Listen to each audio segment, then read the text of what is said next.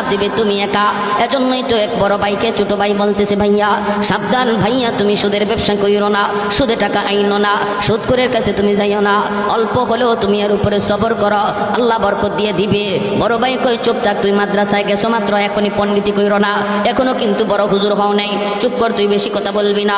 ছোট ভাই বলতেছে, ভাইয়া ও ভাইয়া, তোমার হিসাব কিন্তু কেউ দিবে না, কেউ দিবে না, হিসাব শুধু তুমি একা একাই দেওয়া লাগবে। বড় ভাই কয়, কস কি তুই? আমি কষ্ট করে করে আইনা সবাই খাওয়াইলাম, আমার বিপদের সময় কেউ দাঁড়াবে না। কয় না, ভাবিও তোমার বিপদের সময় দাঁড়াবে না, ভাতিজাও তোমার বিপদের সময় দাঁড়াবে না, আব্বাও তোমার বিপদের সময় দাঁড়াবে না, আম্মাও দাঁড়াবে না, আমি তো দাঁড়াইমু না। ওই বড় ভাই কয়, কস কি তুই? মাসের মাস তোরে বেতন দিই আমি। কয়, যত বেতনই দেও, বিপদে যখন পড়বা আমি নাই। বড় ভাই কয়, কস কি? আমার বউ? বলে বউ না। কয়, দূর হর, আমি এত কষ্ট করে ফালতেছি, আমার বিপদে দাঁড়াইবো না। কত দুনিয়াতে পরীক্ষা করবা? বড় ভাই কয়, পরীক্ষা কেমনে করবি? কয়, দুনিয়াতেই তুমি বিপদে পড়ে দেখো তোমার পাশে কে দাঁড়ায়। কয়, কেমনে বুঝবো? কয়, তুমি মরা মানুষের বান্ধবীরা বিছানায় পড়ে দিও, বাকিটা শুধু খালি শুনবা কে কি কয়। আচ্ছা ঠিক আছে। বড় ভাইরে ছোট ভাই নিয়ে যাইতেছে, বট গাছের তলে যাওয়া মাত্রই বড় ভাই পড়ে গেছে।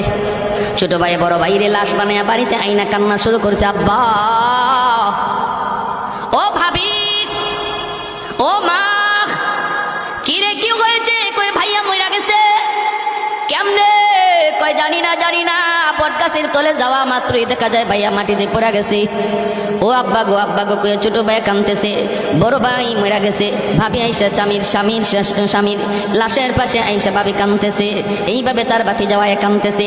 সবাই তো কান্দে, বাবাও কান্দে, মাও কান্দে। ওই অবস্থায় এসে বলতেছে, আব্বা একটু সময় আমাকে দিবানি? কেন? কয়, আমি একটু হুজুরের কাছে যাব, মুফতি সাহেবের কাছে, জিন হুজুরের কাছে যাব, যাইয়া হুজুরের কাছে একটু পানি ভরা নিয়ে আসবো।